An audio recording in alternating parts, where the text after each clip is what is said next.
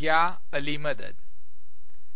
Otherwise, Rai Abu Ali Missionary, Wise number 40, recorded by Mehendi Momin. Of August 1990, while in Northeast Jamaat Khana of Toronto.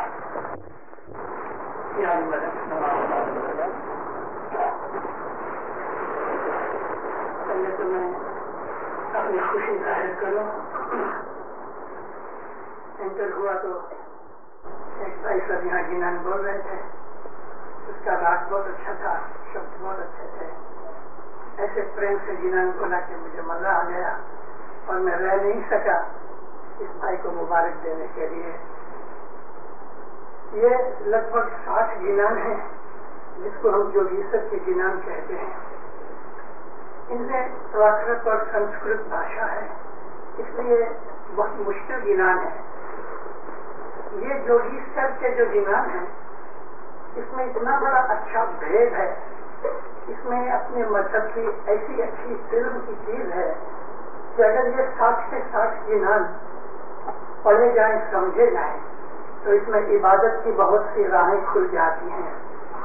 اور ان تمام گینانوں میں جہاں جوگ کا نام آتا ہے اس کا مطلب ہماری بیت الخیال کی عبادت ہے. جہاں جوگی کا نام آتا ہے تو جوگی کا نام یعنی کہ پیر ماں باپ ہیں.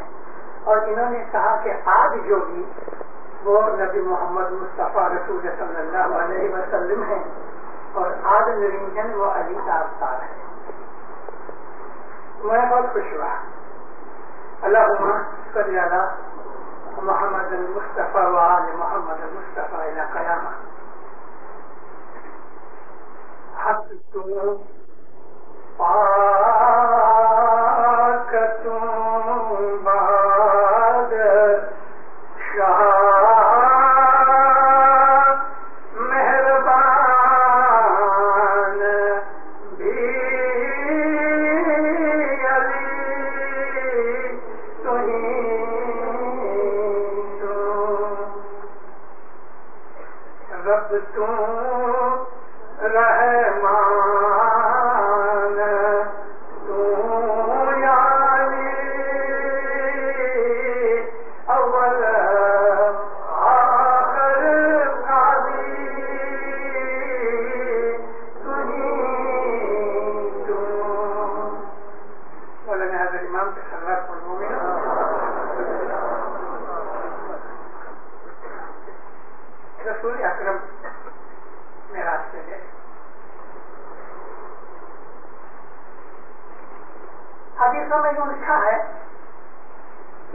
سفید گھوڑے پہ بیٹھ کے گئے. مولانا امام سلطان محمد شاہ صاحب اللہ علیہ نے ہمیں اس کا خلاصہ فرمایا کہ رسول اکرم یہ کوئی دنیا کا گھوڑا نہیں تھا کہ جس کے اوپر بیٹھ کے آپ گئے. یہ سفید گھوڑا سفید پاکیزگی کی نشانی ہے. اچھی چیز ہے اس کو سفید کہتے ہیں. یہ رسول اکرم کی روح تھی. حضور جب وہاں پہنچے تو جبریل امین ساتھ تھے. اور یہ جبریل کون ہے؟ جبریل علیہ السلام اللہ سے نبیوں تک وہی لے کے جاتے ہیں. نبیوں کے سوا حضرت جبریل کسی اور کے پاس نہیں جاتے. اور جبریل کو اللہ پاک نے قرآن شریف میں رسول کا درجہ دیا ہے. تو یہ جبریل اس میں اعظم ہے. اس میں اعظم کی طاقت اور راستہ دکھانے سے آپ روحانی حساب سے معراج پہ گئے. ایک جگہ آئی کہ جہاں حضرت جبریل انہوں نے کہا کہ یا نبی اس کے آگے میرا جانا طاقت نہیں, میرا حق نہیں, میری طاقت نہیں, مجھے حکم نہیں. ہماری جو بیت الخیال ہے اس کا جو اس میں اعظم امام دیتا ہے وہ اللہ کے ناموں میں سے ایک نام ہوتا ہے. اس ناموں کی بھی صفتیں ہیں اور اس ناموں کی قوتیں ہیں, لیولز ہیں, ڈگریز ہیں. ان ناموں کے اندر خدا کے بہت نام ہیں. عام طور پہ ہمارے مسلمان بھائی 99 نام کا ذکر کرتے ہیں، لیکن میں نے اپنی ایک کتاب میں اسماعیلی تاریخہ کے اندر 100 سے زیادہ ناموں کا میں نے ذکر کیا ہے قرآن پاک میں سے. اور عالم جو ہیں انہوں نے کہا کہ اللہ کے 1000 نام تورات، زبور، انجیل اور قرآن شریف میں سے ہمیں ملتے ہیں. اللہ نے تو کہا کہ حساب بغیر کے میرے نام ہے. ہر نام کے اندر ایک طاقت اور ایک قوت ہے.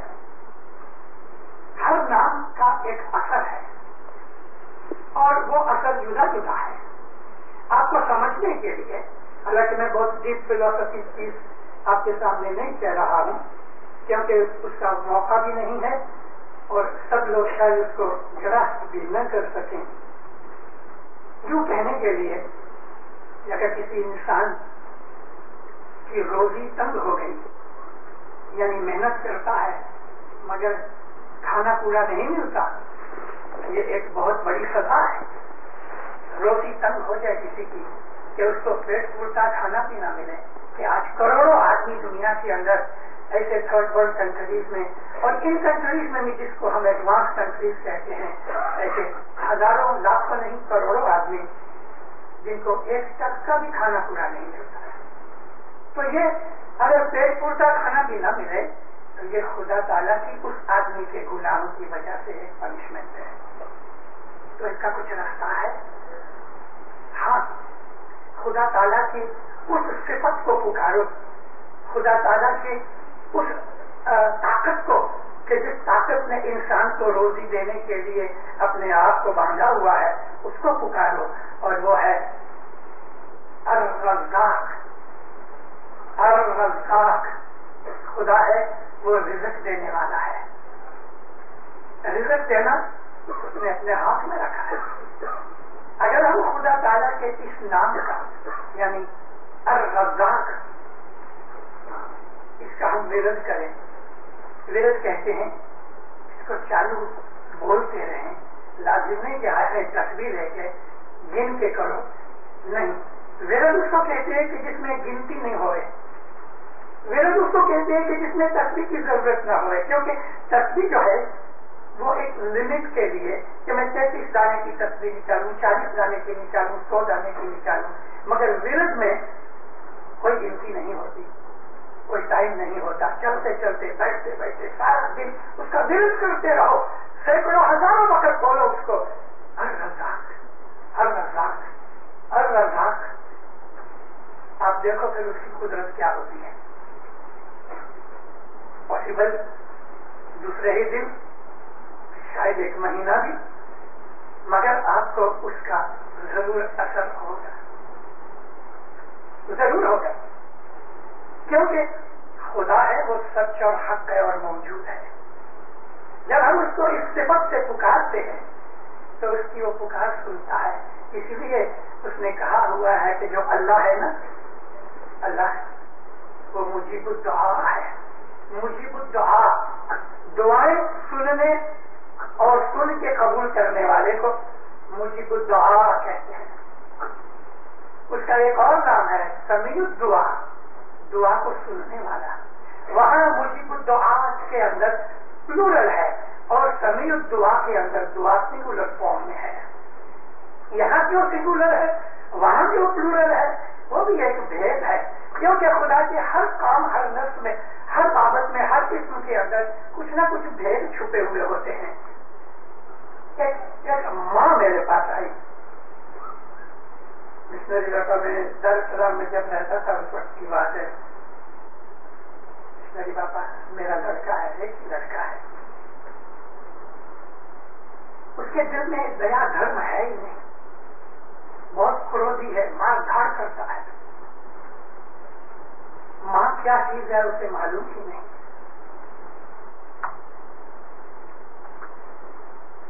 میں نے کہا کیا تو میں آپ کو خدا کا وہ نام بتاؤں کہ جس کے ورد کرنے سے اور تصویر نکالنے سے انشاءاللہ آپ کے لڑکے کے دل میں انرماس آ جائے گی. خدا کے ناموں میں ایک نام ہے الودود، محبت پیدا کرنے والا، محبت کرنے والا، محبت دینے والا، اس کو میں نے سمجھایا کہ کس طرح یوز کرو۔ 6 مہینے کے اندر وہ لڑکا نہ رہا جو تھا۔ خدا کے ان ناموں کے اندر جو طاقتیں ہیں، یہ طاقتیں صوفی لوگوں نے اختیار کی۔ عام لوگوں کو ان بھیدوں کی تلاش بھی نہیں ہوئی اور انہیں پتہ بھی نہیں لگا۔ رسول اکرم کے زمانے سے ہی بعض ایسے لوگ تھے کہ جو رسول اللہ کے پاس آ کے ایکانت میں ملا کرتے تھے۔ کبھی کبھی 10-20 آدمی مجلس کے طور پہ نبی حضور کے پاس بیٹھا کرتے تھے۔ ان کے ساتھ رسول اللہ ایسے بھید کی باتیں کیا کرتے تھے۔ یہ گروپ علی سے محبت کرنے والا، نبی کی شناخت کرنے والا، یہی وہ گروپ تھا کہ جو آہستہ آہستہ ان روحانی منزلوں پہ پہنچا کہ جن منزلوں کے اندر سلیمان فارسی جیسے ممبر تھے، جن کے اندر ابو ذر غفاری جیسے ممبر تھے، عمار بن یاسر جیسے آدمی تھے جو رسول اللہ کے عاشق تھے، علی کے عابد تھے، علی کی بندگی کرنے والے تھے۔ یہ وہ گروپ تھا کہ جو گروپ آگے چل کے اسماعیلی کہلایا۔ ہم اسماعیلیوں کی موجودہ جماعت کی جو پیٹرن ہے، یہ اس زمانے سے چلی، رسول اکرم کے زمانے سے۔ ایسا نہیں سمجھنا کہ اس کے پہلے کچھ نہیں تھا، اس کے پہلے بھی تھا۔ رسول اکرم کی نبوت سے پہلے بھی ایک ایسا گروپ تھا کہ جس گروپ کے اندر بھی سلیمان فارسی تھے، اس گروپ کے اندر بھی ایسے لوگ تھے کہ جو خدا کی وحد اللہ شریک کی عبادت کرتے تھے۔ ان کو ابھی تک نبی کی ملاقات نہیں ہوئی تھی، وہ انتظار کرتے تھے کہ اس زمانے کے اندر نبی آخر الزمان آنے والے ہیں، اور جب وہ آ گئے تو یہ وہ لوگ تھے کہ جو اس زمانے میں کرسچن تھے۔ یہودی مذہب پالنے کے بعد ایسے بھی لوگ تھے کہ جو حضرت عیسیٰ علیہ السلام کے بعد عیسائی ہو گئے اور انہوں نے یہودی مذہب چھوڑ دیا، مگر یہ کرسچن بھی تھے۔ یہودیوں کے اندر بھی حضرت موسیٰ علیہ السلام اور حضرت ابراہیم علیہ السلام کے زمانے سے ہر زمانے کے اندر، ہر نبی کے زمانے کے اندر دنیا میں ایسے لوگ رہے کہ جو حقیقت کو جانتے تھے، جو عبادت کرتے تھے، جو روحانیت کو سمجھتے تھے، اور جن کو خدا تعالیٰ نے نور کی بخشش دی ہوئی تھی۔ ایسے لوگ موجود رہے ہر زمانے میں، اور یہ وہی لوگ تھے کہ جو ایک ہی سانکڑ میں، جس طرح تسبیح کے دانے ایک دھاگے میں پروئے ہوئے ہیں، اسی طرح سے یہ گروپ جو تھا، پیچھے کتنا بھی چلے جاؤ، آدم علیہ السلام کے زمانے سے لے کے یہ لوگ چلے آتے ہیں۔ یہی ست پنتھ ہے جس کو آج ہم اسماعیلی لوگ ست پنتھ کا نام اپنے پیروں سے سن کے کہتے ہیں۔ سب ایک ہی چیز تھی۔ اس وقت ہمارا نام اسماعیلی نہیں تھا، اس وقت جو زمانہ تھا اس زمانے کے حساب سے ان کا نام تھا۔ قرآن شریف میں اس بات کے بہت سے بھید کی باتیں کہی ہوئی ہیں۔ اللہ نے کہیں ان کو ذاکرین کہا ہے، ذکر کرنے والے کو، کہیں اللہ نے ان کو عابدین کہا ہے، عبادت کرنے والے تھے، کہیں کہیں تو ان کو اصحاب صفا کے نام سے یاد کیا ہے کہ جن 6 یا 7 آدمیوں نے مل کے اپنا گھر بار چھوڑ دیا اور گفا میں جا کے عبادت شروع کر دی، اللہ تعالیٰ نے ان کو یاد کیا ہے اصحاب صفا۔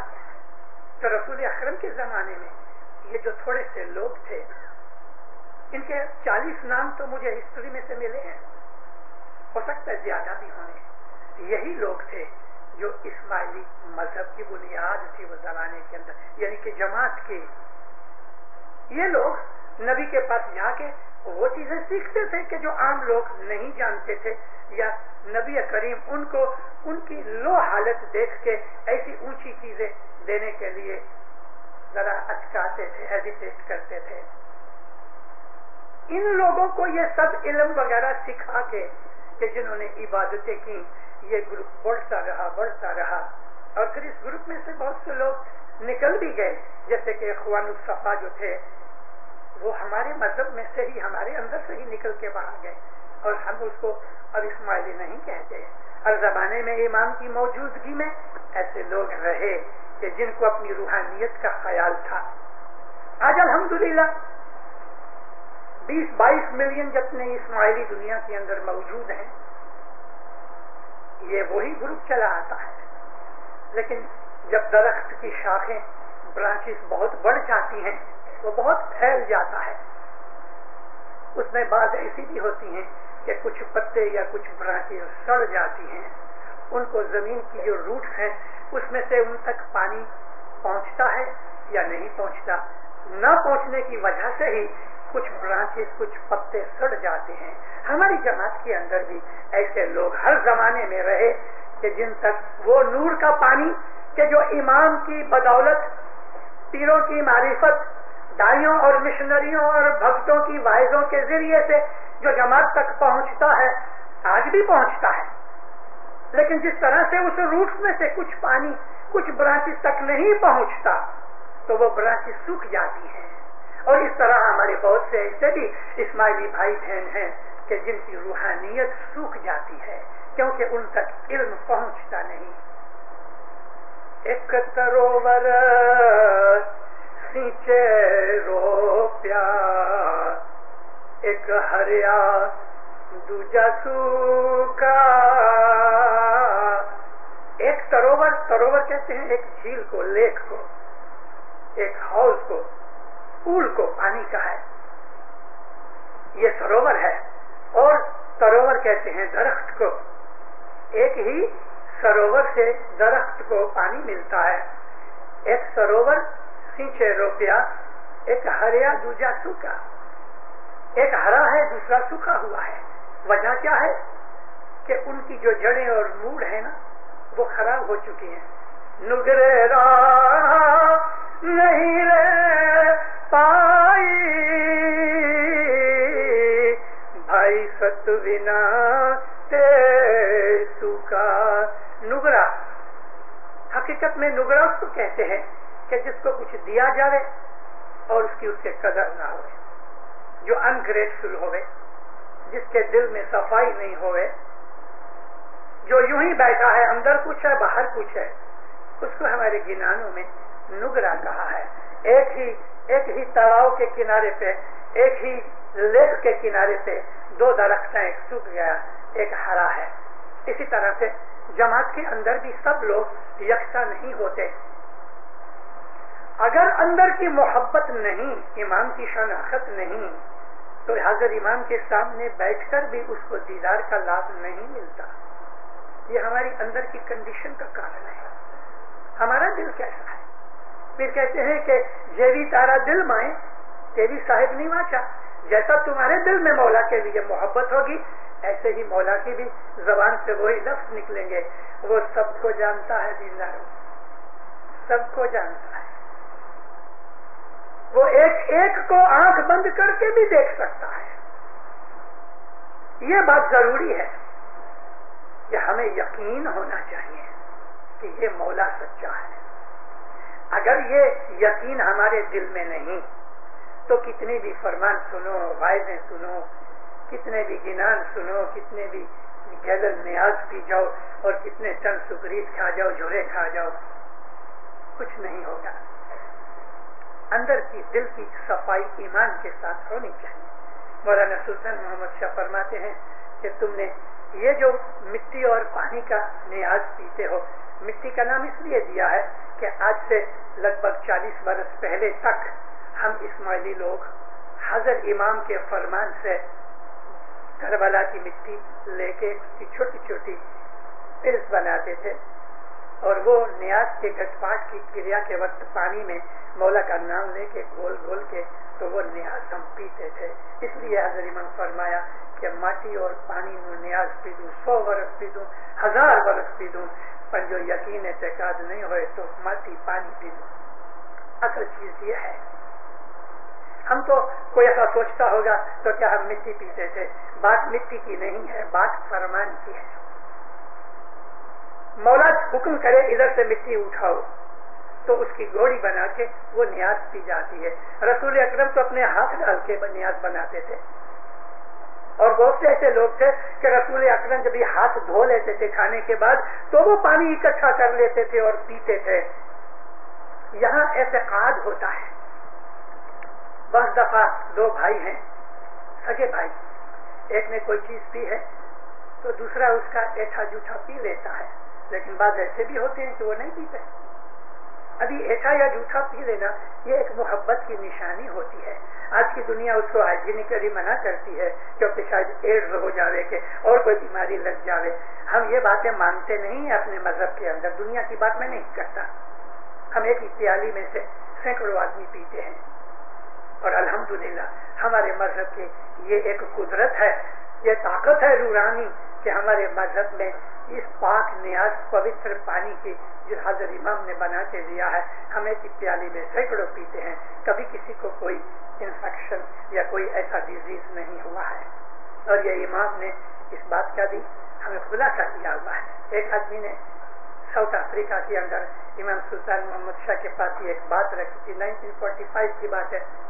कहता खुदावन, किसी आदमी को टीबी होता है, किसी को बीमारी होती है, हम सब लोग नियाज पीते हैं, तो हर आदमी अपने खीसे में प्याली घर से लेके आवे और उसमें नियाज डाल के पिए। मौलाना सुल्तान मोहम्मद शाह ने उसका कोट का लेपल पकड़ के उसको घसी काटियों के दो बातें थी, एक नियाज की बात थी और एक नादी की बात थी। मौलाना उसको फरमाते हैं कि तुम मुझको बताओ कि नियाज पीने से कौन बीमार हुआ है, मुझे बताओ, वो आदमी को लेके आओ मेरे पास। बोला कहते हैं देख तुझे मालूम नहीं, एक ही नियाज की प्याली पीने से अगर कोई बीमार भी होगा तो उसकी बीमारी अच्छी हो जाएगी। मौलाना अली शाह बाप सल्लल्लाहु अलैहि फरमाया कि ये जो हम नियाज पीते हैं,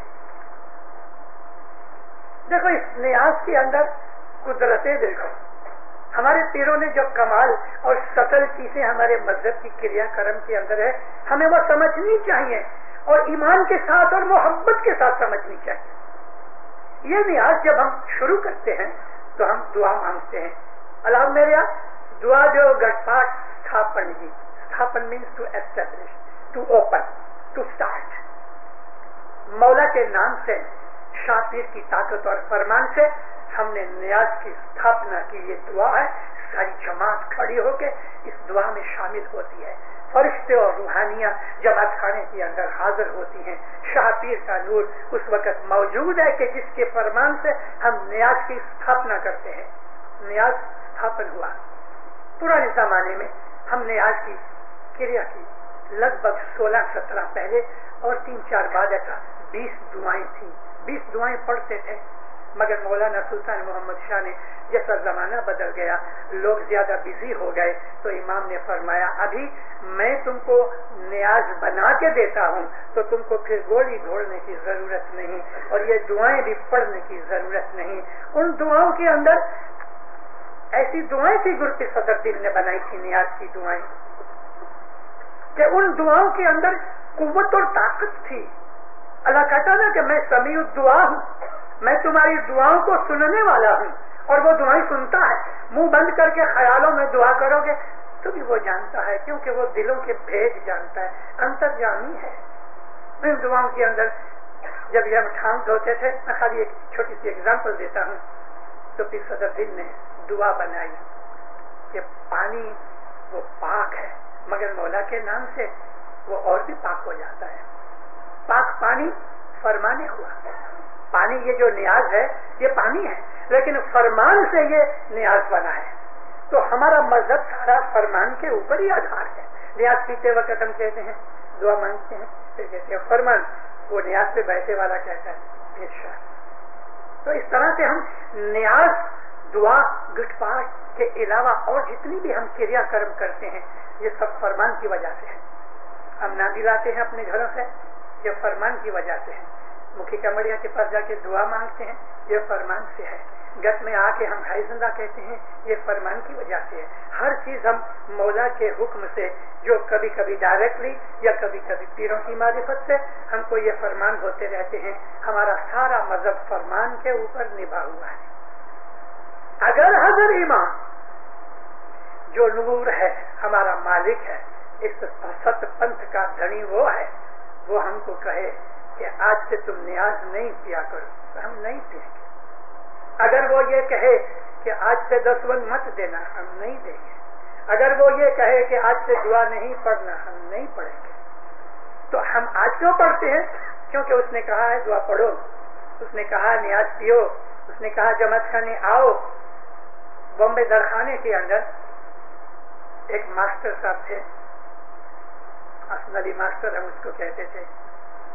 हसन अली नांदी वाला नांदी किया करते थे। 36 इयर्स उसने जमात खाने में नांदी की। ये 1946 की बात है। मौलाना इमाम सुल्तान मोहम्मद शाह के मुख मुबारक से ये अल्फाज सुन के मैं आपको ये कहता हूँ, मुझे तो मालूम नहीं था इतना। जब इसकी मेहमानी रखी अपनी तो मौला उसके ऊपर इतने राजी हुए। माँ बाप फरमाया, हसन अली मैं जानता हूँ 36 बरस से, यानी 46 में 36 बरस, तो 1910 में उसने जमात खाने में नादी करना शुरू किया। मौला फरमाते हैं कि 36 बरस से तू रोज जमात खाने में नादी करता है, मेरी खिदमत करता है, और उसमें एक भी दिन चूका नहीं। खूबी की बात जो हमें नहीं पता थी वो इमाम धनी ने जाहिर कर दी कि 36 ईयर्स तुमने नादी की, मेरी बंदगी की, मेरी खिदमत की। माँ बाप फरमाया, एक भी दिन तुम चूके नहीं, मैं तेरे ऊपर बहुत खुश हूँ। आज से जब तलक तुम जियो मैं तुमको पहली दुआ मुआफ करता हूँ। बख्शिश मिल गई। फिर भी वो कभी कभी पढ़ा करते थे, लेकिन पहली दुआ मुआफ हो जाने का मतलब कि न पढ़ने से जो गुनाह होता है उसमें से उसको मौला ने आजाद कर दिया। पहली दुआ मुआफ कर दी जब तक जिंदा रहे। ये वही हसन अली, उसका फादर गुजर गए, और दफन क्रिया शाम ही के वक्त अमूमन बम्बई में हुआ करती थी। अभी इधर नांदी करे या अपने बाप के जनाजे में जाए। उसने अपनी औलाद को, अपनी फैमिली को भेज दिया, जनाजा दे के, कम्मा दे के जमात खाने आया। वहाँ कब्रिस्तान में इसका बाप दफन हो रहा था और हसन अली नांदी वाला जमात खाने में नांदी कर रहा था। इसलिए इमाम ने कहा कि तुम 36 बरस में एक दिन भी मिस नहीं किए, मैं इसके लिए तुम्हें जिंदगी भर पहली दुआ बख्श देता हूँ। ये चीजें फरमान से होती हैं। हमारा सारा मजहब फरमान के ऊपर निकाल है। तो जब हम ये नियाज पीते हैं, हमने एस्टेब्लिश किया फरमान से। मौलाना अली शाह सल्लल्लाहु अलैहि वसल्लम जब पीरी जौमे में थे तो जमात खाने में आया करते थे, और कभी कभी मौलाना अली शाह आया करते थे, खुद दुआ भी पढ़ाया करते थे। कुर्सी पे बैठते थे, मगर जब दुआ का वक्त आता था तो मुखी के पास बैठ के नीचे जमीन पे हुजूर दुआ पढ़ाया करते थे। क्योंकि हमारी पहली दुआ में था कि दुआ तो पीर पड़े, बंदो बेनती करे। जो भी बच्चा, जो भी आदमी मुखी के हुक्म से बैठ के जो दुआ पढ़ाता है वो उस वक्त पीर की गादी पे है। जो आदमी दुआ पढ़ाने वाला है उस वक्त वो पीर की गादी पे है। ऑन बिहाफ ऑफ पीर ही और शी इज रिसाइटिंग दी दुआ। क्योंकि दुआ को लीड करना, जमात को लीड करना, ये पीर का काम है। तो उस आदमी को तो बहुत खुश नसीबी है कि जो दुआ पढ़ाने के लिए बैठता है, वो तो पाक हो गया। इसलिए जब भी हम जमात खाने के अंदर आवे और दुआ पढ़ाने का चांस मिले तो दिल में फख्र करो कि आज मुझको पीर की कुर्सी पर बैठने का ये नसीब मिला है। ऐसा है कि हाजिर इमाम पीर भी है ना, साहब आके कुर्सी पे बैठा होवे और साहब उठ के किसी को कहे कि तू इधर बैठ जा, तो उस आदमी का फख्र कितना होवे। वे बिल्कुल ऐसा ही है। तो अली शाह महबूब फरमाया कि जो नियाज है जब स्थापना होती है, उठापन की दुआ तक सारी जमात नियाज पी लेने, सबको पी लेना चाहिए उठापन से पहले। क्योंकि मौला फरमाते हैं कि उठापन से पहले जो नियाज है वो आबे सफा है। सफा कहते हैं साफ करने वाले को, हमारे गुनाहों को धो डाले, हमारे अंतःकरण की कदूरत, मैल, हसद, निंदा, बदियां, बुराइयां, गुनाह के विचार, डर्टी माइंड वगैरह, ये सब नियाज पीने से साफ हो जाता है। लेकिन क्या हमको ये समझ है? नियाज की प्याली पीने से उस वक्त क्या हमको ये समझ है? मेरा हसद, मेरा कीना, मेरा गुस्सा, मेरी बदमाशियां, मेरा झूठ बोलना, मेरी दगा फरेबी, ये सब गुनाह या मौला तू मुझे बख्श। और सच जो आदमी इस नियत से नियाज पीता है उसका दिल साफ हो जाता है। मौलाना अली शाह फरमाते हैं नियाज में ये ताकत है कि अगर एक हाथ में 4 कोल हो गए, कोल, दूसरे हाथ में तुम न्याज पियो, कभी सीधे हाथ से न्याज पियो, कभी हाथ में दूसरे हाथ में चारकोल है, तो इस न्याज की ताकत से ये चारकोल सफेद हो जाएगा। ये मतलब चारकोल ये लकड़ी का चारकोल नहीं, लेकिन हमारा मन जब काला हो जाता है दुनिया की मोहब्बत से या हमारे बद ख्यालों से, हमारे गुनाहों की वजह से, हमारे अंदर के ईविल ख्यालों से जब हमारा दिल काला हो जाता है तो ये न्याज उस दिल को साफ करता है, इसलिए उसका नाम रखा गया आबे सफा। और हर आदमी को जमात में उठापन की दुआ से पहले न्याज पीना चाहिए, उसके बाद कायम करने की दुआ तक जो बाकी न्याज बच रहता है। किसी ने पूछा, या मौला वो न्याज के जो उठापन के बाद होता है उसका क्या हुक्म है? फरमाया वो आबे शफा है, यानी तुम्हारी बीमारियों को दूर करने वाला पानी। पहला है दिल को साफ करने वाला, लेकिन उठापन के बाद जो न्याज है वो तुम्हारी बीमारियां दूर करता है। और हकीकत में सच बात है ये।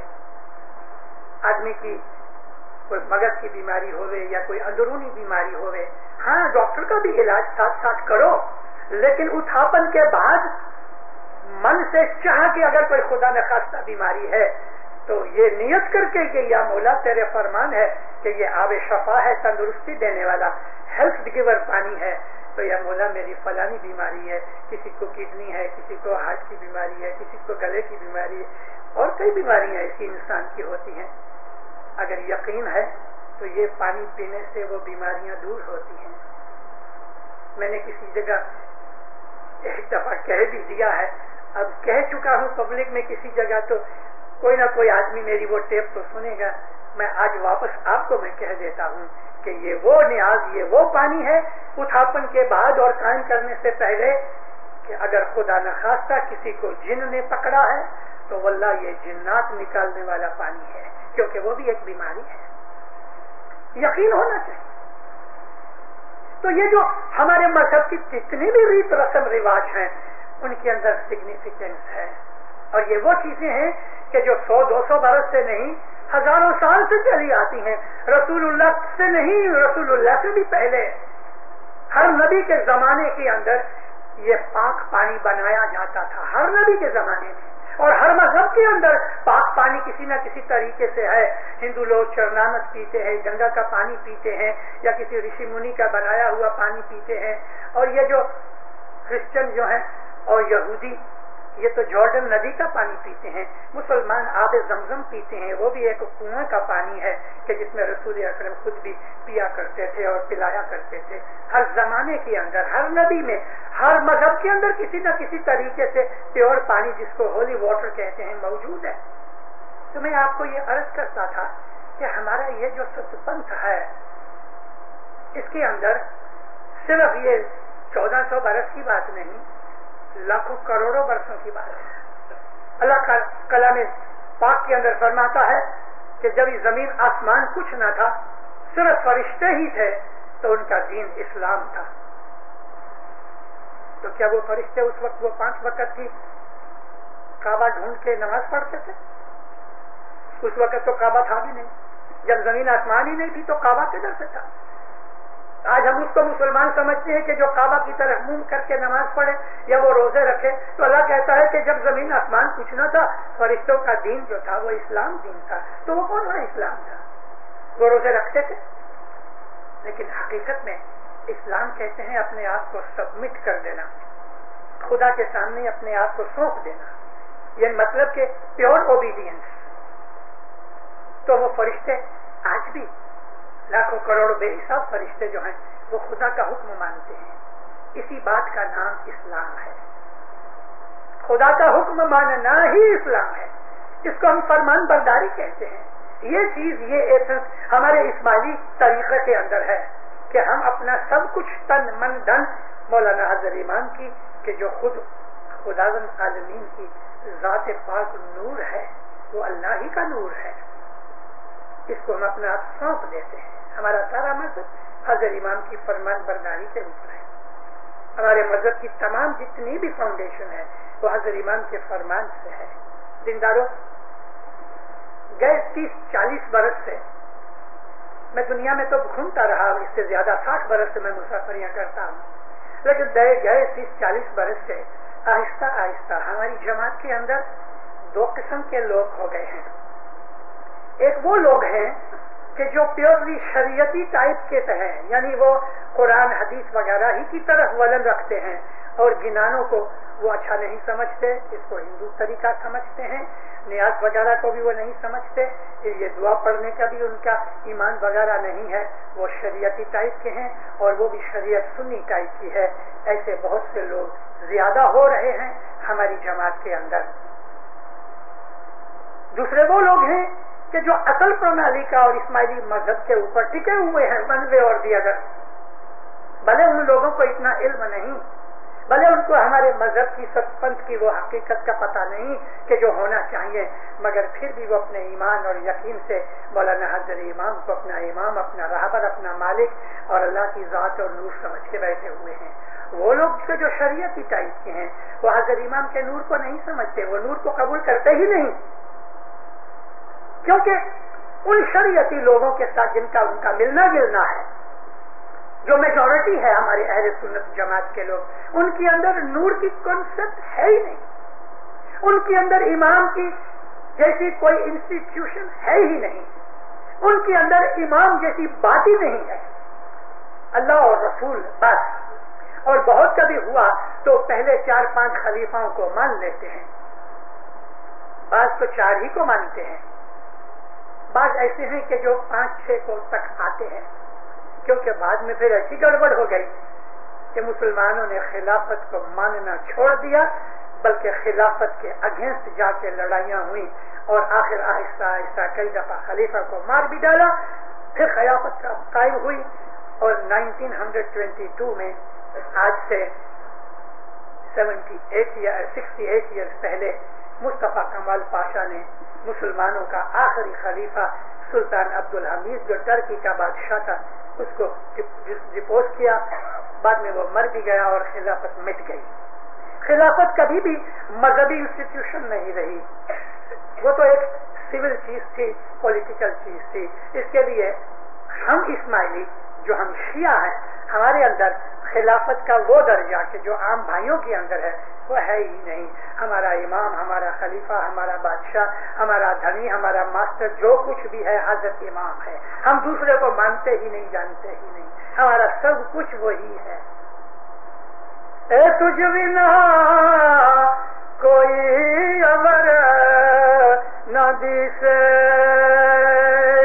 سامی امن چھے تمہارو آدھار جی۔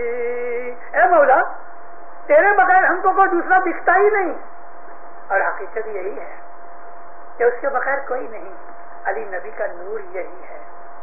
ہم اسماعیلی اپنے آپ کو مسلمان کہتے ہیں اور بلا شک ہم مسلمان ہیں، لیکن ہمارے عام مسلمان بھائیوں سے ہمارا طریقہ تھوڑا جدا ہے، اور جدا یہ ہے کہ ہم یہ مانتے ہیں کہ جس خدا تعالیٰ نے یہ زمین آسمان پیدا کیا وہ خدا تعالیٰ کہاں ہے،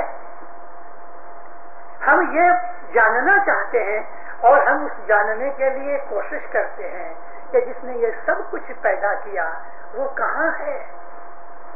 اب اس نے بہت سا کام کاج، گفتگو، بہت سا ڈائیالوگ رسول اکرم کے ساتھ کیا ہے، جس کو ہم قرآن کہتے ہیں۔ قرآن بلا شک اللہ کا کلام ہے، اور خدا کا ہر جو لفظ ہے وہ قرآن پاک میں جو ہے وہ اللہ کا لفظ ہے، ہم اس کو قبول کرتے ہیں۔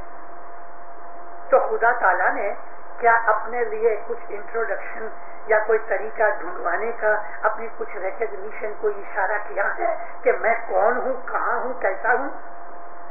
ہاں، تو ہم اسماعیلی وہ قرآن کے اندر ڈھونڈتے رہے رسول اللہ کے زمانے میں، تو نبی کریم نے عام لوگوں کو جو قرآن دیا تو دیا، لوگ اس کی تلاوت کرتے رہے، پڑھتے رہے، لیکن قرآن کے اندر بہت سی ایسی چیزیں ہیں کہ جو ان عربوں کو بھی سمجھ میں نہیں آتی تھی، تو رسولullah کے پاس پرائیویٹلی 5-25 آدمی بیٹھ کے آئے تھے، باقی چلے جاتے تھے، کوئی اپنے کھیتر میں چلا جاتا تھا، کچھ گھیٹے بکریاں لے جاتا تھا، لیکن جن کو شوق تھا، جن کو جستجو تھی، جن کو کریونگ تھی، جن کو سرچ کرنے کی توفیق تھی، ایسے کچھ لوگ تھے کہ جو جا کے بیٹھا کرتے تھے.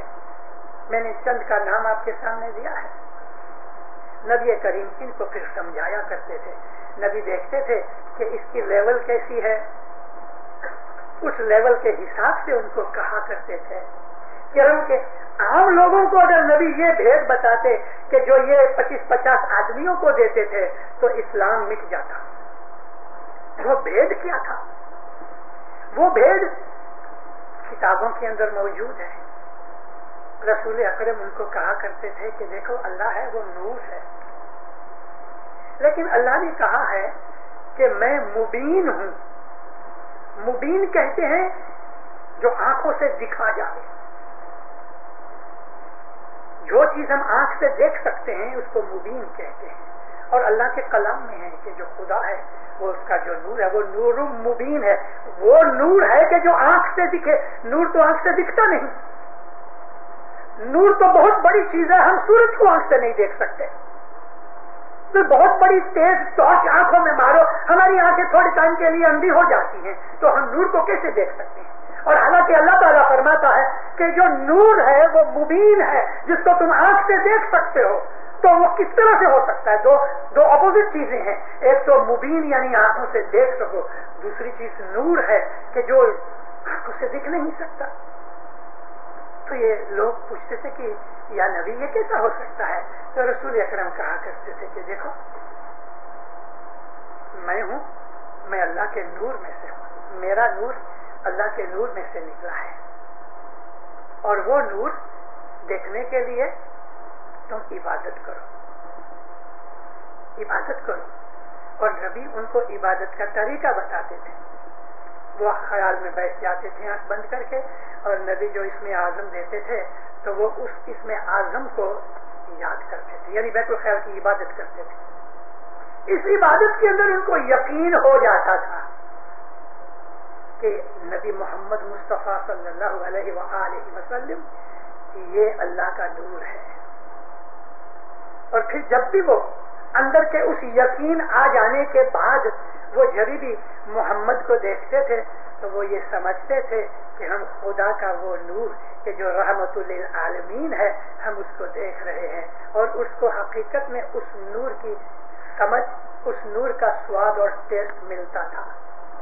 جب یہ اور تیار ہو جاتے تھے کچھ اور ٹائم کے بعد تو نبی کریم ایک دن ان کو کہتے ہیں کہ میں تم کو قرآن شریف میں جو لکھا ہے اللہ کا چہرہ، میں تم کو وہ چہرہ دکھاؤں؟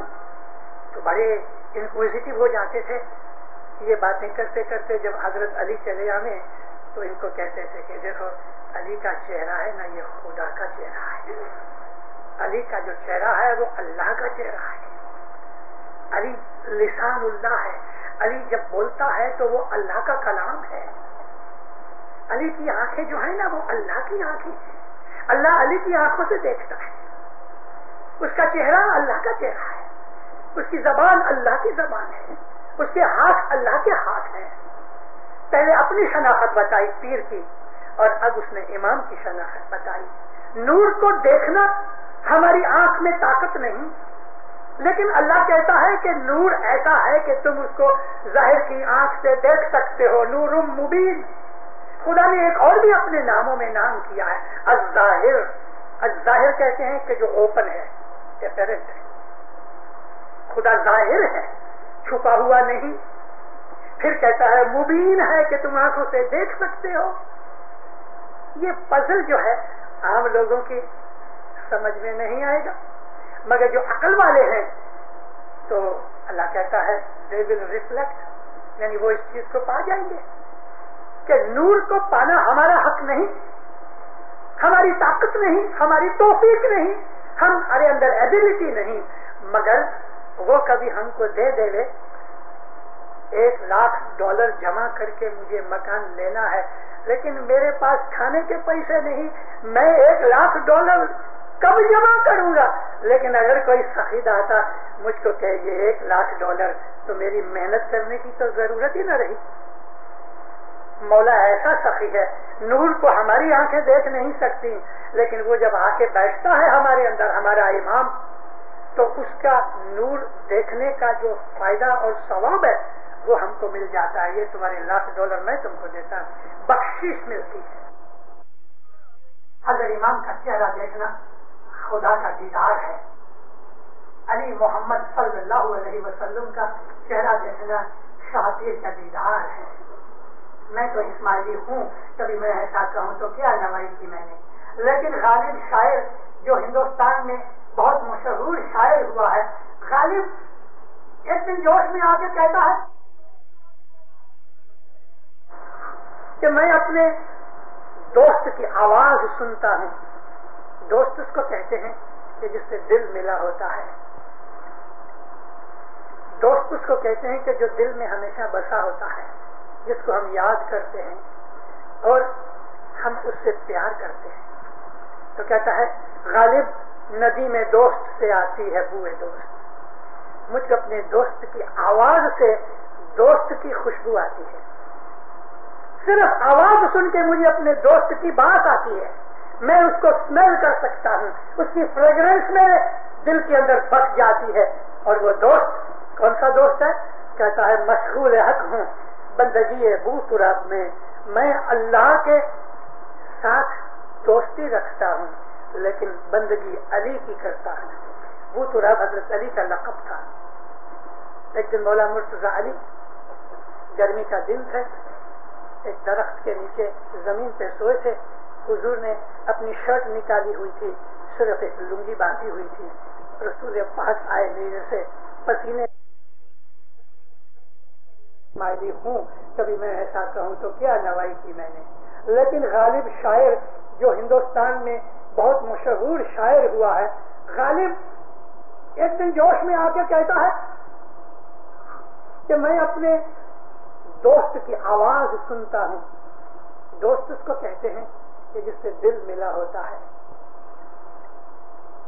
دوست اس کو کہتے ہیں کہ جو دل میں ہمیشہ بسا ہوتا ہے، جس کو ہم یاد کرتے ہیں اور ہم اس سے پیار کرتے ہیں۔ تو کہتا ہے غالب ندی میں دوست سے آتی ہے بوئے دوست، مجھ کو اپنے دوست کی آواز سے دوست کی خوشبو آتی ہے، صرف آواز سن کے مجھے اپنے دوست کی بات آتی ہے، میں اس کو اسمیل کر سکتا ہوں، اس کی فریگرنس میرے دل کے اندر بس جاتی ہے۔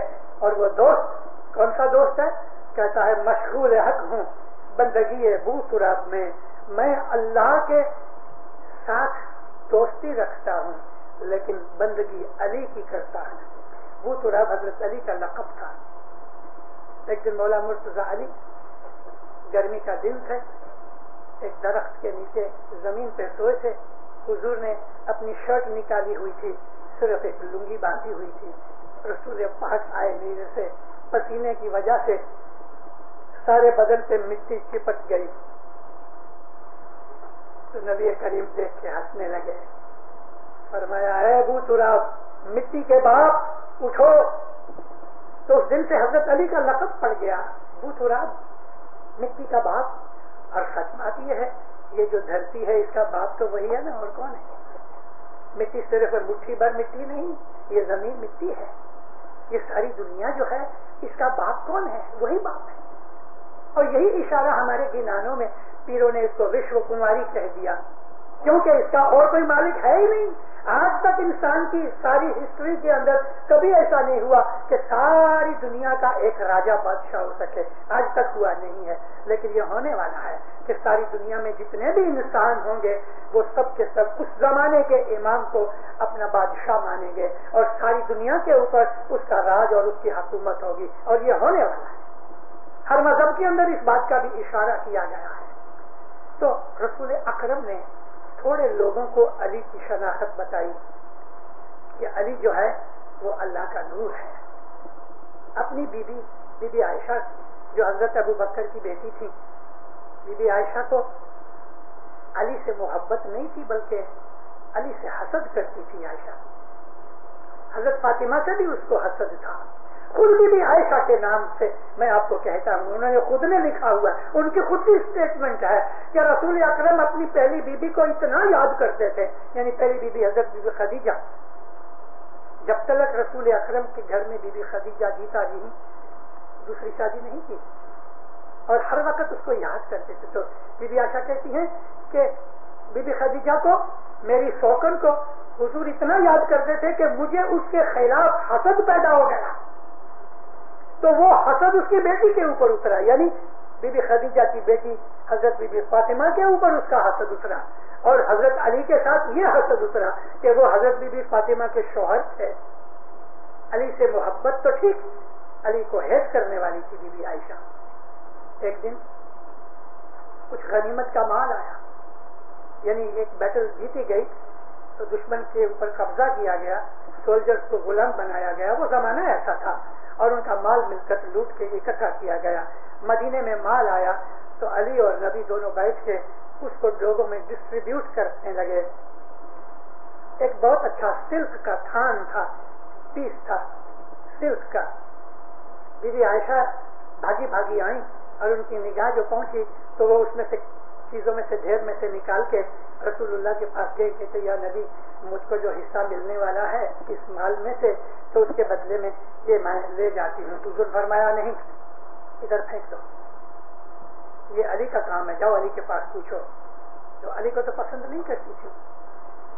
پھر بھی نبی صاحب نے کہا تو وہ کپڑا لے کے حضرت علی کے پاس آ کے کہا اے علی میرے کو یہ کپڑا پسند ہے تو میں یہ لے جاتی ہوں. حضور نے فرمایا کپڑا ادھر رکھ دو، جب تمہاری باری آئے گی اس وقت آنا لے جانا، اگر یہ ہوا تو میں تو اس وقت ڈسٹریبیوٹ کروں گا. بی بی عائشہ کو بہت غصہ آیا، کپڑا پھینک کے دو چار کچھ ایسی باتیں کی، بے ادبی کی.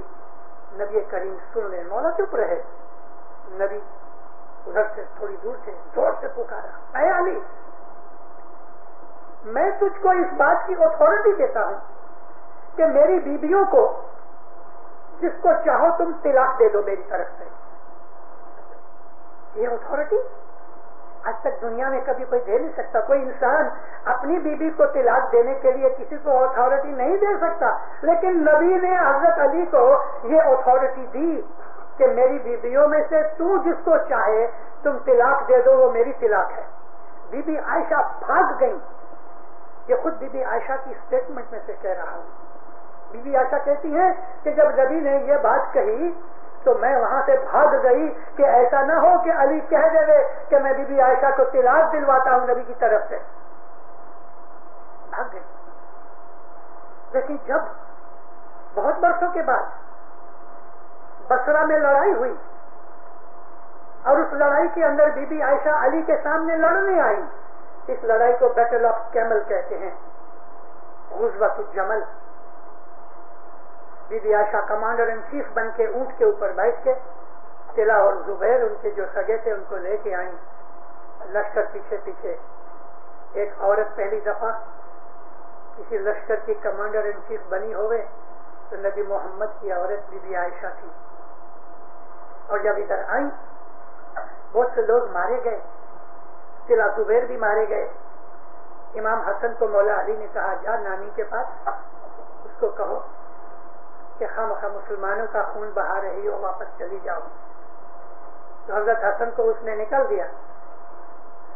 دوسری دفعہ امام حسن کو مولا نے فرمایا جا نانی کے پاس جا کے ان کو کہو کہ ابا نے کہا ہے کہ اے ماں اگر تم نہیں جاؤ گی تو رسول اللہ نے جو مجھے اتھارٹی دی ہے تو میں وہ اتھارٹی اپیوگ کروں گا، ایکسرسائز کروں گا. وہ کون سی اتھارٹی؟ یہی اتھارٹی طلاق دینے کی، کہ رسول اللہ کی وفات کے بعد بھی اگر وہ بی بی عائشہ کو طلاق دے دے تو رسول اللہ کی امت کے جو مائیں ہیں ان نام میں سے اس کا نام نکل جائے. جب حضرت حسن نے جا کے نانی کو کہا کہ میرے ابا کہتے ہیں کہ رسول اللہ نے جو مجھے اتھارٹی دی ہوئی اپنی بیویوں کے اوپر میں اس کو ایکسرسائز کروں گا اگر تم نہیں جاؤ گی، اسی وقت اپنا دوپٹہ اٹھا کے اوڑی رکھ کے اونٹ پہ بیٹھ کے فوراً چلی گئی 15 منٹ. علی علیہ السلام کی جو عظمتیں ہیں ہم اسماعیلیوں کو پتا ہے، ہم کو پتا ہے. عام جو ہمارے بھائی ہیں وہ خلافت والے ہیں، وہ امامت والے نہیں. اور امامت اور خلافت کی یہ دشمنی 1400 سال سے چلی آتی ہے. میں آپ لوگوں سے عرض کر کے پوچھتا ہوں کہ آپ اپنے دل میں طے کرو کہ امامت والے ہو کہ خلافت والے ہو، یا ادھر ہو جاؤ یا ادھر ہو جاؤ، لیکن امامت کے اندر رہ کے خلافت والوں کی باتیں نہ کرو۔ وہ خلافت والے اندر رہ کے امامت کی باتیں نہیں کرتے، وہ ہمارے سے اچھے ہیں، لیکن اگر تم امامت کے اندر بیٹھے ہو، امامت کے چھتر میں بیٹھے ہو، امامت کے گروپ میں بیٹھے ہو، امامت کی طرفداری میں بیٹھے ہوئے ہو، تو پھر خلافت کی باتیں مت کرو، ان کی سائز کی باتیں مت کرو۔ دشمن کی تعریف اپنے گھر میں بیٹھ کے نہیں ہو سکتی، یا تو دشمن والوں کے ساتھ چلے جاؤ یا اپنے والوں کے ساتھ رہو۔ اسماعیلی مذہب کے اندر رہ کے اگر آپ امامت کو نہیں مانتے تو دینداروں ہمارے دروازے کھلے ہیں۔ میں تو بسا اوقات اپنی وعظوں میں کہہ چکا ہوں کہ ہمارا مذہب جو ہے، ہماری جو یہ جماعت ہے، اس کو سنکھیا کے اوپر، نمبر کے اوپر، نیومرولوجی کے اوپر کوئی تعلق نہیں۔ اگر 10 آدمی بھی سچے اسماعیلی ہیں تو بھی دین قائم ہے۔ یہ 20، 22، 25 لاکھ ملین جتنے 2، 2.5، 2.5 کروڑ اسماعیلی ہیں، خدا نہ خواستہ کبھی اس 2.25 کروڑ میں سے 2 کروڑ اور 10 لاکھ نکل جائیں اور 10، 12 رہ جائیں تو بھی دین قائم ہے۔ صرف 10 آدمی رہے تو بھی دین قائم ہے۔ امامت اس دنیا میں ہمیشہ رہے گی، ہمیشہ رہی ہے اور رہنے والی ہے۔ ہم کو امام کی طرف سے جو رحمتیں اور نوازشیں ملتی ہیں، ان رحمتوں اور نوازشوں کا مزہ چکھو، اس کا لابھ اٹھاؤ۔ یہ وہ ہے کہ جس نے زمین و آسمان کو پیدا کیا ہے، یہ اللہ کا نور ہے۔ ہم امام کو اس کے بدنی حالت کے اندر خدا نہیں کہتے، ہم نے کبھی حضرت امام کو آغا خان کو خدا نہیں کہا، اور اگر کوئی کہتا ہے تو وہ غلطی کے اوپر ہے، کیونکہ کوئی گوشت پوست کا جو بدن ہے یہ خدا نہیں ہو سکتا۔ یہ تو پیدا ہوا، بڑا ہوا، جوان ہوا، کھاتا پیتا ہے، سوتا ہے، موٹریں چلاتا ہے، ایروپلین چلاتا ہے، اور ایک دن 150 برس کی عمر میں یہ گزر جائے گا۔ اگر ہمارے 48 امام چلے گئے تو یہ بھی تو رہنے والا نہیں۔ اس کے بعد جو امام آئیں گے وہ بھی 150 برس کی امامت کر کے وہ بھی گزر جائیں گے۔ یہ سلسلہ تو چالو ہے۔ یہ تو کپڑے کی طرح ہے، آپ نے ایک سوٹ پہنا، برس 2 برس کے بعد پھینک دیا، دوسرا لے لیا، تو کیا آپ چلے گئے؟ آپ تو وہی ہیں۔ اس طرح سے وہ نور کہ جو مبین ہے، جو ظاہر ہے، جو موجود ہے، قائم اور دائم ہے، یہ تمام صفتیں قرآن کے اندر اللہ نے فرمائی ہوئی ہیں۔ وہ تمام صفتیں نور کی صفتیں ہیں۔ ہم حضرت امام کے بدن کو ایک آرڈینری بدن کی طرح نہیں لیتے، البتہ اس میں نور ہونے کی وجہ سے ہم اس کے بدن کو بھی پاک، پوتر اور ساری دنیا کے انسانی بدنوں سے اونچا رفع سمجھتے ہیں، کیونکہ اس میں نور ہے۔ لیکن ہمارا اسماعیلی مذہب اس کے بدن کے ساتھ تعلق نہیں رکھتا، اس کے حکم کے ساتھ تعلق رکھتا ہے، اس کے مخ مبارک میں سے جو نکلتا ہے اس کے ساتھ ہمارا تعلق ہے۔ ہمارا جو کچھ بھی عبادت بندگی، ہماری محبت، ہماری فرمان برداری، ہماری تابع داری، ہمارے ایکشن، تھنکنگ اور ظاہر کے، وہ مولانا حضرت امام کے مخ مبارک میں سے نکلے ہوئے اس کلام اور اس نوری کلام کے ساتھ ہے کہ جس کو ہم فرمان کہتے ہیں۔ قرآن کیا ہے؟ رسول اکرم کے منہ میں سے نکلے ہوئے کلام کو ہم نے قرآن کہا، لیکن ہم نے اس کو اللہ کا کلام کا نام کیوں دیا؟ اللہ نے تو بولا نہیں، یعنی اللہ نے تو آواز نہیں دی، اللہ کا بدن ہی نہیں ہے۔ حالانکہ اللہ چاہے تو بدن کے بغیر آواز بھی دے سکتا ہے، اور اس نے موسیٰ نبی کو آواز بھی دی تھی، بالکل آواز بھی آتی ہے۔ اللہ تو سرو شکتیمان ہے اور آل مائٹی ہے، سب کچھ کر سکتا ہے۔ لیکن یہ جو قرآن جس کو ہم کہتے ہیں وہ تو محمد کے منہ سے نکلا ہے، اور محمد بول کے کہتے ہیں کہ یہ خدا نے فرمایا ہے، اور ہم نے کہا آمنا صدقنا، ہم نے اس چیز کو قبول کر لیا اور کوئی اس میں شک پیدا نہیں کیا۔ یہ کلام کس کا ہے اللہ کا، کیونکہ محمد کہتے ہیں اللہ کا ہے، تو ہمارا پہلا ایمان کس کے اوپر ہے؟ محمد کے اوپر۔ اللہ کا اوپر ایمان تو بعد میں آتا ہے، پہلے ہم محمد کو سچا مانتے ہیں تو اللہ بیچ میں آ جاتا ہے۔ اگر ہم محمد کو ہی نہیں مانتے تو اللہ تک پہنچنے کی تو بات رہی نہیں۔ محمد کو پہلے سچا ماننا چاہیے. اور یہ بات پیر ہے، محمد ہے وہ پیر ہے. پیر نے کہا یہ حضر امام ہے. اگر ہم کہتے ہیں پیر جھوٹا ہے تو پھر امام رہتا ہی نہیں، کیونکہ محمد پہلے اللہ بعد میں. محمد کی وجہ سے ہمیں اللہ ملا. اب محمد اور اللہ ایک ہی ہے، بولتا وہ ہے کہتا یہ ہے. اور اس کا بولنا اس کے مکھ مبارک میں سے نکلتا ہے تو یہ اللہ کا کلام ہے.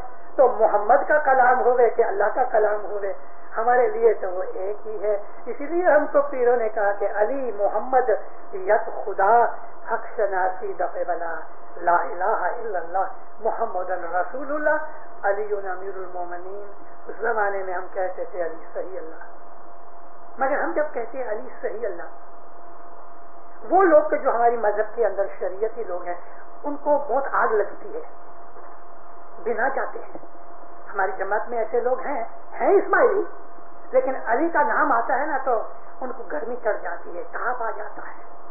حالانکہ وہ سمجھتے نہیں کہ علی تو گزر گئے، 1400 سال ہو گئے.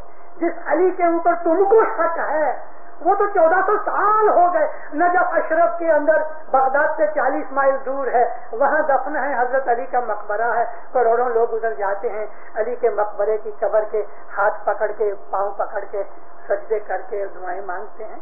وہ علی تو وہاں سویا ہوا ہے. اگر وہ اللہ ہوتا تو وہاں زمین میں دفن ہوتا. اللہ تو مرتا نہیں. جب بھی ہم علی کا نام لیتے ہیں تو بہت سے لوگ اس لیے بگڑتے ہیں کہ ان کو سمجھ نہیں ہے کہ علی کون.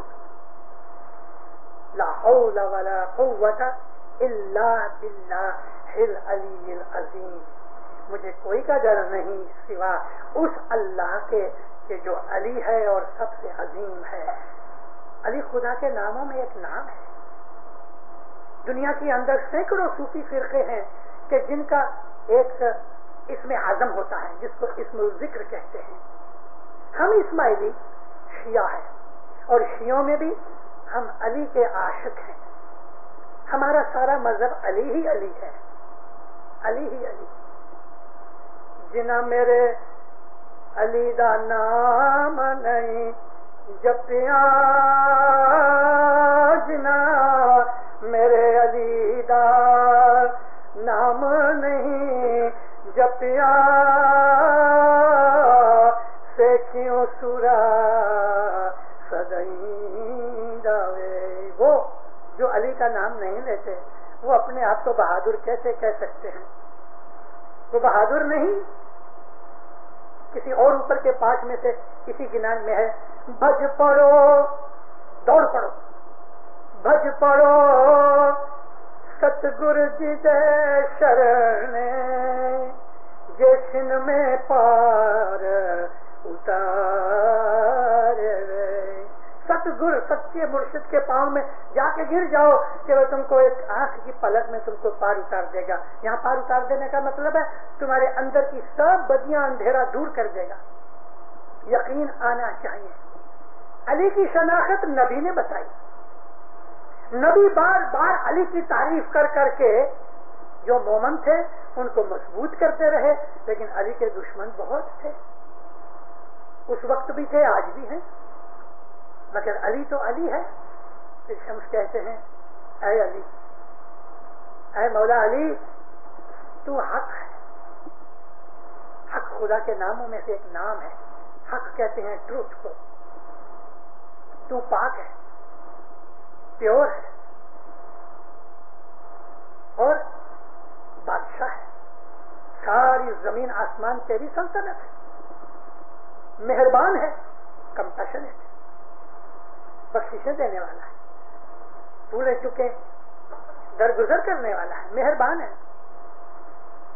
حق تم، پاک تم، بادشاہ، مہربان بھی، علی تو ہی تم.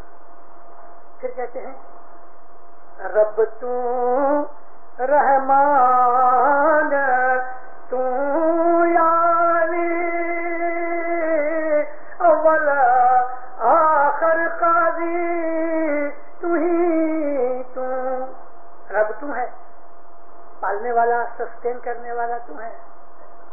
رب بھی ہے، रहमान है, अव्वल भी है, आखिर भी है, और तू जस्ट करने वाला भी तू ही है, तू काजी है। क़यामत के दिन हिसाब किताब अली लेगा, अली लेगा। इसलिए रसूल अकरम ने हजरत अली का नाम रखा क़सीम नार जन्नह, यानी जन्नत और दोज़ख देने वाला, उसको डिस्ट्रीब्यूट करने वाला। अब उनके लोगों के आमाल के हिसाब से हजरत अली उनको कहेंगे इसको जन्नत में ले जाओ, इसको दोज़ख में ले जाओ। तो मौला अली के लिए रसूलुल्लाह ने ये नाम रखा क़सीमुन नार जन्नह। क़सीम भी कहते हैं, कासिम भी कहते हैं। वर्ड कासिम जो है वो भी इसी तरह आता है, उसको कहते हैं डिस्ट्रीब्यूटर। मौला मुर्तज़ा अली का खुद का भी दावा है कि दोज़ख और जन्नत मेरे हाथ में है। मौला ने ये दावा किया कि मैं बोलता कुरान हूँ। रसूल अकरम ने अली के लिए जो सिफतें बयान की हैं दीनदारों, उसका कोई एंड नहीं। एक सुन्नी मुसलमान आलिम ने, अमृतसर का, मेरे गांव का रहने वाला उबैदुल्ला अमृतसरी ने 600 पेज की किताब लिखी है। उसने लिखा है अपने प्रीफेस में कि मैं बहुत से सुन्नी भाइयों को नाराज कर रहा हूँगा जब वो ये मेरी किताब पढ़ेंगे कि मैं सुन्नी हो के अली की सिफतें मैं बयान कर रहा हूँ, लेकिन मैं मजबूर हूँ। मुझे हक की रोशनी इस तरह मिली। उस किताब का नाम है अर्जहुल मतालिब, 600 पेज है। अली ही की सिफतें सब बयान की हैं और हदीसों में से निकाल के। अली हक है। शिया तो मानते हैं, लेकिन सुन्नियों में भी वो लोग के जो ऐसे लोग हैं हक के ऊपर या इन बातों के ऊपर पहुंचे हुए कि जिन्होंने हक की रिसर्च की है, उनमें भी हजरत अली को मानने वाले लोग हैं। मगर याद रखो, हम इस्माइलियों का जो विरद है, हम इस्माइलियों का जो फाउंडेशन है, हम इस्माइलियों का जो ईमान है, तो वो ये है कि अली है अली, उसके बगैर और कोई नहीं। और अली है वो अली कि जो बदनी तौर के ऊपर बीबी फातिमा का शौहर था और हसन हुसैन का बाप था, वो शारीरिक अली नहीं मगर नूर। और वो नूर, वो अली मौलाना शाह करीम सल्लल्लाहु अलैहि है, हजरत इमाम अली है। अली के नाम से पुकारो, वो ज्यादा नजदीक आ जाता है। अली अली करो, खूब करो, और अली की खिदमत करो, अली की इबादत करो, अली को समझो, मोहब्बत करो, और दिन रात उसका विरद करो। तो इंशाअल्लाह दीन दुनिया के अंदर आपको कुव्वत मिलेगी, चढ़ती होगी, दुश्मन दफा होंगे, बलाएं दूर होंगी, रोटी रिज़्क ज्यादा होगी, ईमान मजबूत होगा, दिल दिमाग रोशन हो जाएगा, ज़हर बातुन में नूर मिलेगा, दीनों दुनिया की खुशियां मिलेंगी, दीनों दुनिया की आबादियां मिलेंगी, नेक मुरादें पूरी होंगी, जो मांगोगे वो मिलेगा। मौलाना हजरत इमाम आपकी हर नेक मुराद पूरी करे, ज़हर बातुन दीदार नसीब करे।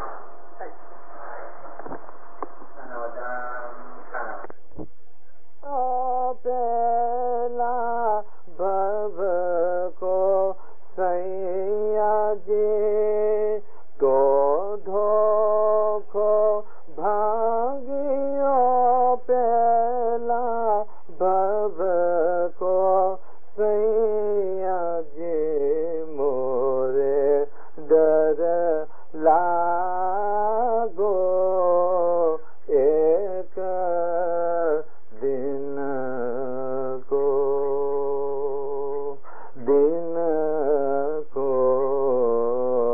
रे घड़ी पल को दिन को रे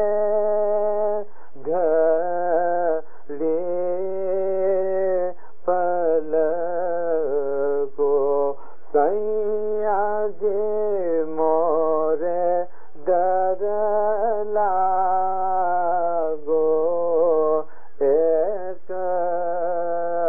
दिन को।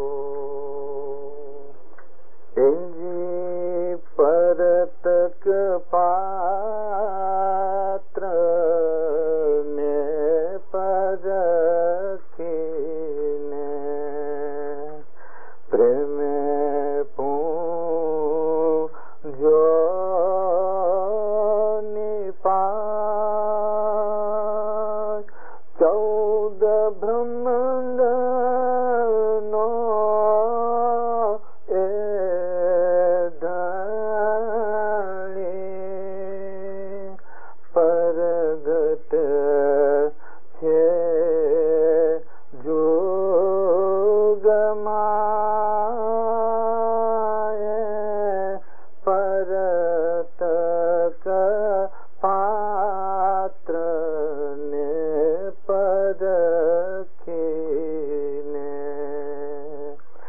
इंज परत रूपे अलिया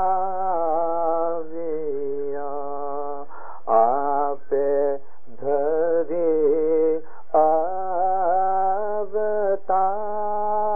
अवतार रचना रचावी वासो वसिया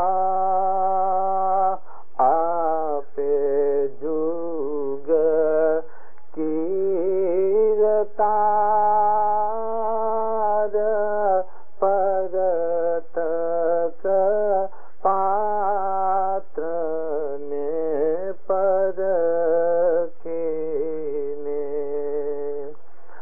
इंजी कूड़ कपटने ताड़वा पाखंड जे जुग मांगे निर्मल करवाने पृथ्वी आविया अनिवर राय परत पात्र ने परखीने इंज परत रूपे अलिया रमता रमता राम मानस रूपे जुगमय आविया पूर्ण करवान काम परत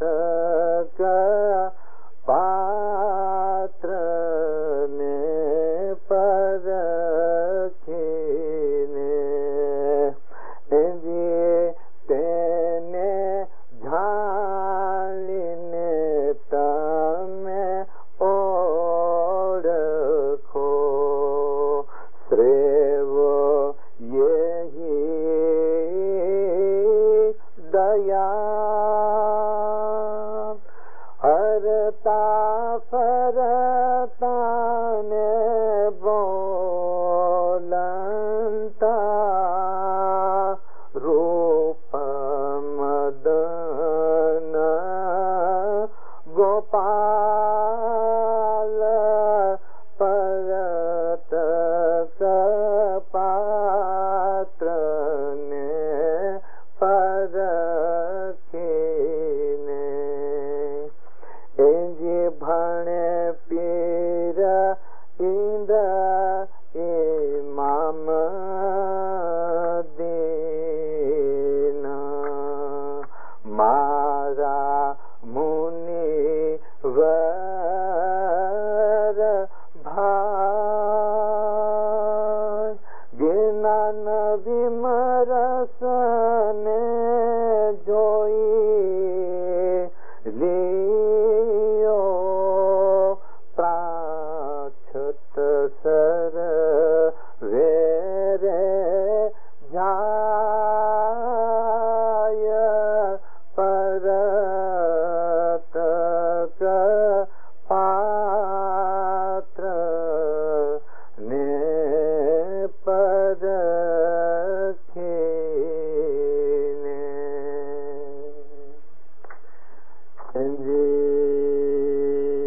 हम दिल खालक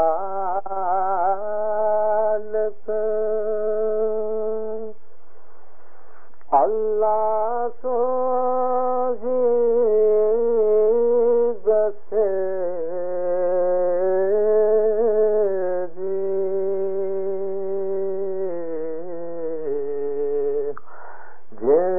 कायम कुदरत चला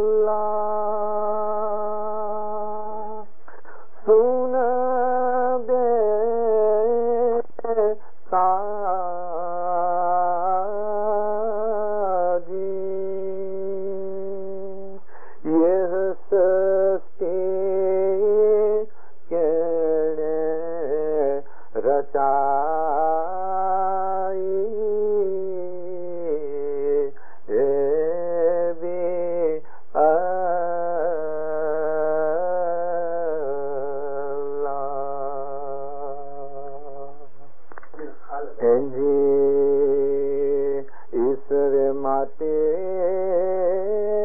માહે સારી દુનિયા નિપાઈ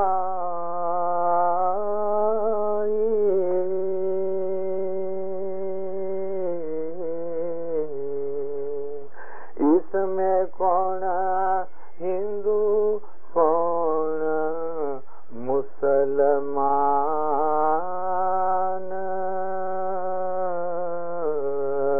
ए भी अल्लाह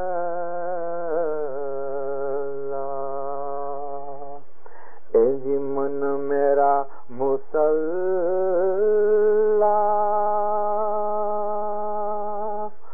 अल्लाह मेरा काजी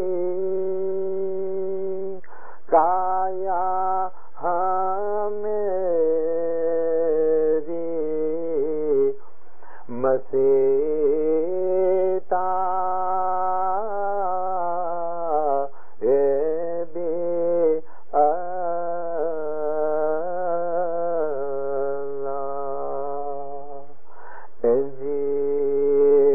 अंदर बैठ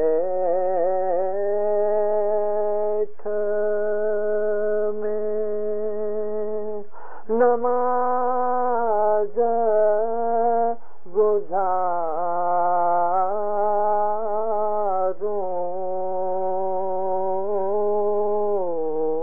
गुजारूं मूर्ख क्या जाने तायत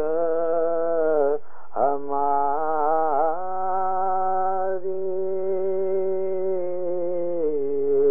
ए भी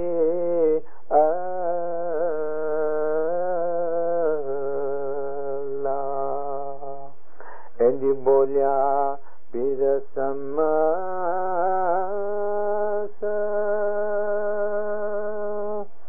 सुनो मेरे भाई पीर बिना पार क्यों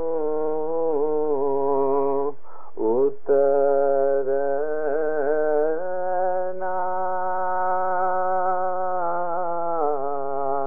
हे भी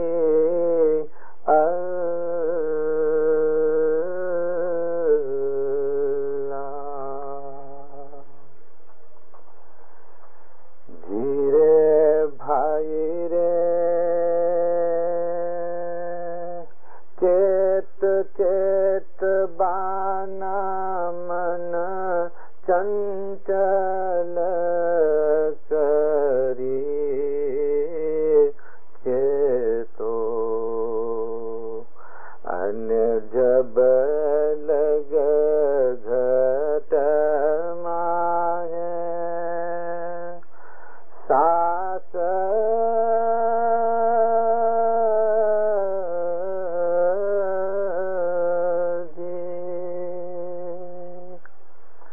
भाव हुआ पण भगति न हुई जीवड़ो उठे चालियो निराश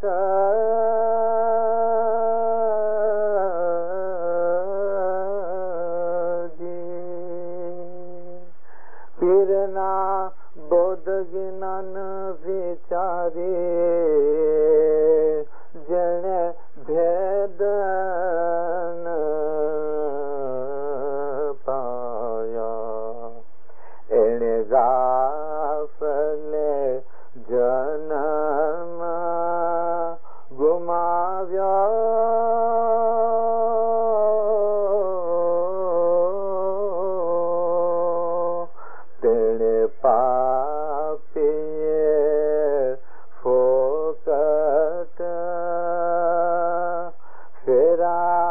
खाया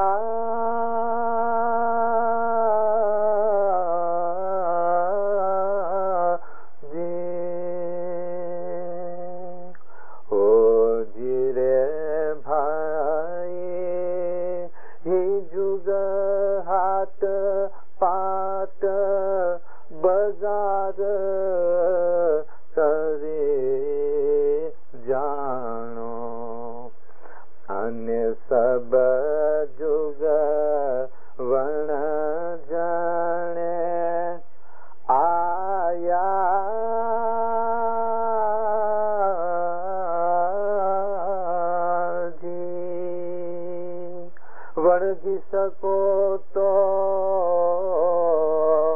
વણજો મોરા ભાઈ, નહીં કા ખાસો ફોકટ ફેરાજી.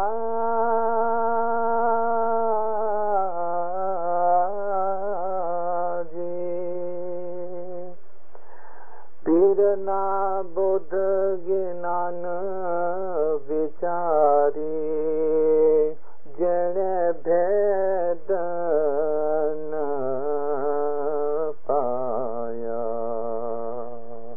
ઓ જીરે ભાઈ રે આપણા સ્વામીને જીને સાચું કરી સેવો, અને દિલમાં હે વિશ્વાસ આલો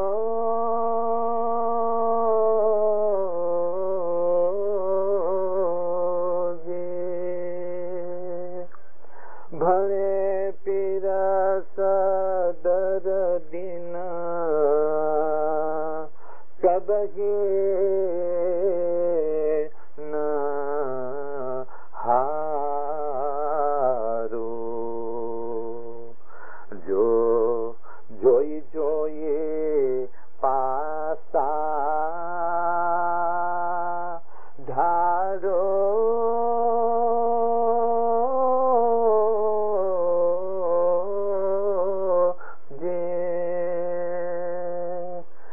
પીરના બોધ જ્ઞાન વિચારે જેણે ભેદ ન પાયા, એણે ગાફલે જન્મ ગુમાવ્યો.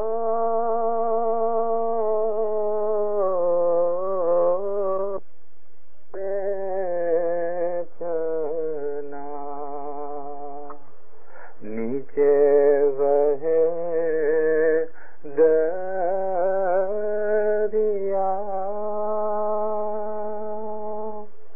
હું રે દરિયા બંદી માછલી,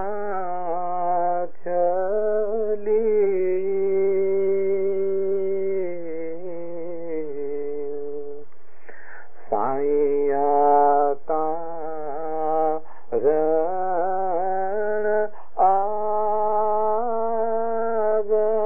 આવહું રે દીદાર વિના બાવરે, સાજન ઘરે વાલમ ઘરે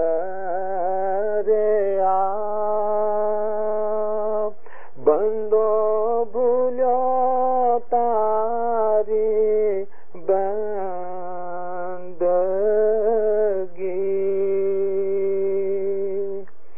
સાહિયા સુર બતાવ હું રે દેદાર વિના બાબરી,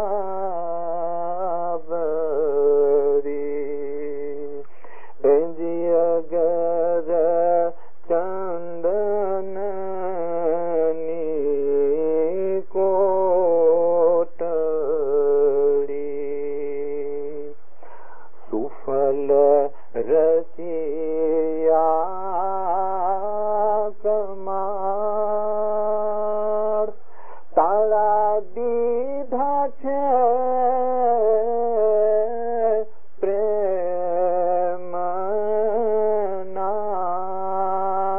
સાહિયા ખોલણ આ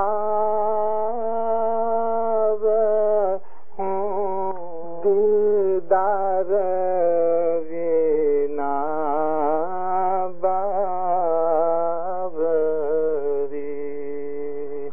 انجی تنا کو نو کی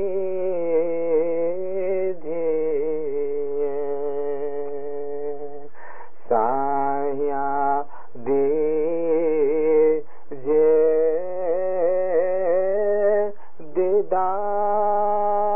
دیدار پیر حسن شانی وینتی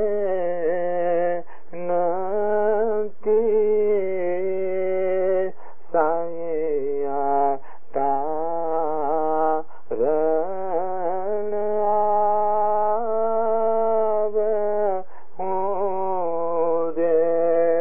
دیدار وینا باوری